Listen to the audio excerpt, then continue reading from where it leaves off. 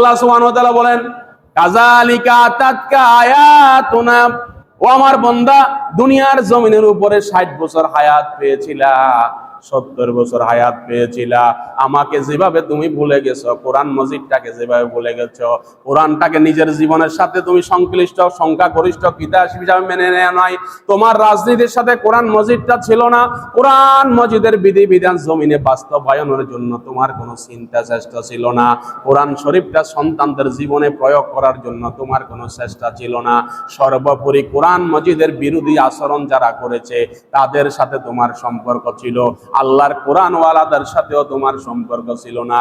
কাযালিকা আতাতকা আয়াতুনা ফানাসিতাহা, ও আমার বান্দা আব্দুর রহমান, 60 বছর ওয়াজ শোনার পরেও পরিবর্তন হও নাই, আলেমদেরকে গালি দিয়েছ, মৌলবাদী রাজাকার বলে বলে তাদেরকে ট্যাগ দিয়ে দিয়ে সমাজে রাষ্ট্রের ভিতরে নির্যাতিত করেছ, তোমাদেরকে তোমরা যেরকম আমি আল্লাহকে দুনিয়াতে ভুলে গিয়েছিলা, আজকে কিয়ামতের ময়দানে আমি রব্বুল আলামিন তোমাদেরকে ভুলে গেলাম। সুবহানাল্লাহ বলেন না?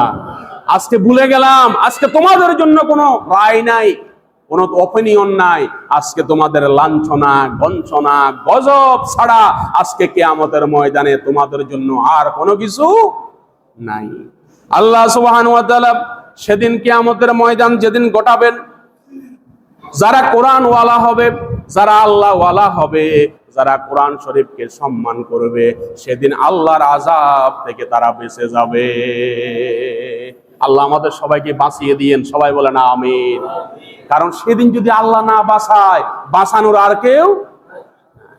সম্মানিত ভাইয়েরা, আল্লাহ সুবহানাহু ওয়া ইয়াউমা নুসাইয়িরুল জিবালা ওয়া তারাল আরদা বারিজাতাও ওয়া হাশারনাহুম ফালাম নুগাদির মিনহুম আহাদা। সেদিন এই পাহাড়গুলো যেগুলো দেখা যায়, এই পাহাড়গুলোকে আমি আল্লাহ সুবহানাহু ওয়া তাআলা চলমান করে দিব, এবং পৃথিবীটাকে তোমরা দেখবা একটা শূন্য প্রান্তর, পৃথিবীতে কিছুই নাই। সুবহানাল্লাহ বলে।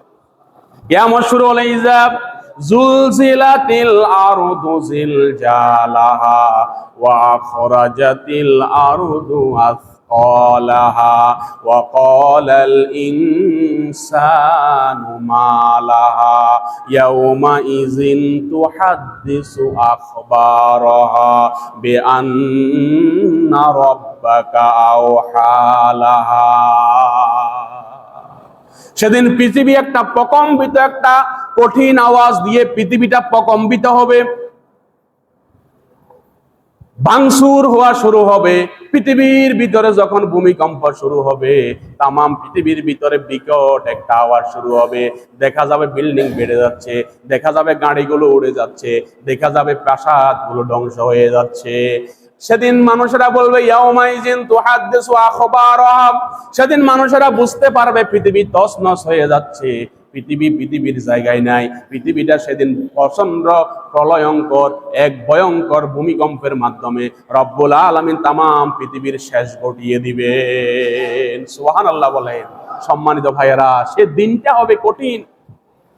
মা তার সন্তানকে পা দিয়ে লাথি দিয়ে সন্তানকে অস্বীকার করে মা চলে যাবে, বন্ধু বন্ধুকে সেদিন পরিচয় দিবে না, একে অপর কেউ কাউকে সহযোগিতা করবে না, সহযোগিতা করবে একজন, তিনি হলেন মুহাম্মাদুর রাসূলুল্লাহ সাল্লাল্লাহু আলাইহি ওয়াসাল্লাম। ইব্রাহিম বলছে, ও আমার রব, ও আমার পরওয়ারদিগার রব্বুল আলামিন, আমার পিতা আযর তো মূর্তি পূজারক ছিল, সে মূর্তি পূজা করত, মূর্তি বেচা কিনা করত। রব্বুল আলামিন কিয়ামতের ময়দানে আমার আব্বার সাথে আপনি কেমন আচরণ করবেন? আমার আব্বারে কি করবেন? কারণ আমার আব্বার তোর কোনো নাজাতের পথ হবে না, আমি জানি কি করবেন আমার আব্বাকে। ও আমার সম্মানিত ভাইয়েরা, আল্লাহ সুবহানাহু ওয়া তাআলার এত ক্ষমতা, আল্লাহ সুবহানাহু ওয়া তাআলা ইব্রাহিমকে বললেন, ও ইব্রাহিম, কিয়ামতের ময়দানে যখন সারি সারি মানুষেরা, নবী রাসূলরা দাঁড়িয়ে থাকবে, তোমার আব্বাকে তোমার সামনে দিয়ে শুকরের চেহারা বানাইয়া তোমার সামনে দিয়ে আমি আজরকে নিয়ে যাব, তুমি ইব্রাহিম বুঝতে পারবা না তোমার আব্বাকে টেনে হেঁচড়ে শুকরের চেহারা বানাইয়া জাহান্নামে নিয়ে যাওয়া হচ্ছে। আল্লাহর ক্ষমতা আছে না নাই ভাই? আল্লাহর এই আযাব থেকে বাঁচার চেষ্টা করতে হবে। তাহলে চেষ্টা কিভাবে করতে হবে? ওইভাবে যদি তারা ঈমান আনতো, তারা আল্লাহর উপরে আল্লাহকে ভয় করত, তাহলে আল্লাহ সুবহানাহু ওয়া তাআলা আকাশ জমিনের যত রহমত আছে সমস্ত রহমত দিয়ে এই জমিনকে, এই ধরাকে, এই পৃথিবীকে আল্লাহ ভরপুর করে দিত। জোরে বলেন সুবহানাল্লাহ। তাহলে আল্লাহর রহমত পাওয়ার জন্য শর্ত দুইটা। সবাই বলেন কয়টা? এক নাম্বার হলো ঈমান। এক নাম্বার ঈমান, লা ইলাহা ইল্লাল্লাহ মুহাম্মাদুর রাসূলুল্লাহ সাল্লাল্লাহু আলাইহি ওয়াসাল্লাম। আল্লাহ ছাড়া কোনো একত্ববাদ আর অনুসরণের জন্য আল্লাহ ছাড়া, অনুকরণের জন্য আল্লাহ ছাড়া আর কেউ নাই মানার জন্য। আর মুহাম্মাদুর রাসূলুল্লাহ হইল আল্লাহর রাসূল, এবং সেই অনুযায়ী আল্লাহকে যদি আমরা ভয় করতে পারি, আমরা আল্লাহর কাছে আল্লাহর দয়া, আল্লাহর রহমত পাবো বলে আমরা আশা করি। আল্লাহ আমাদের সবাইকে তৌফিক দিন। সবাই বলেন আমিন। হাযা মা ইনদি ওয়াল ইলমু ইনদাল্লাহ। আসসালামু আলাইকুম ওয়া রাহমাতুল্লাহি ওয়া বারাকাতুহু।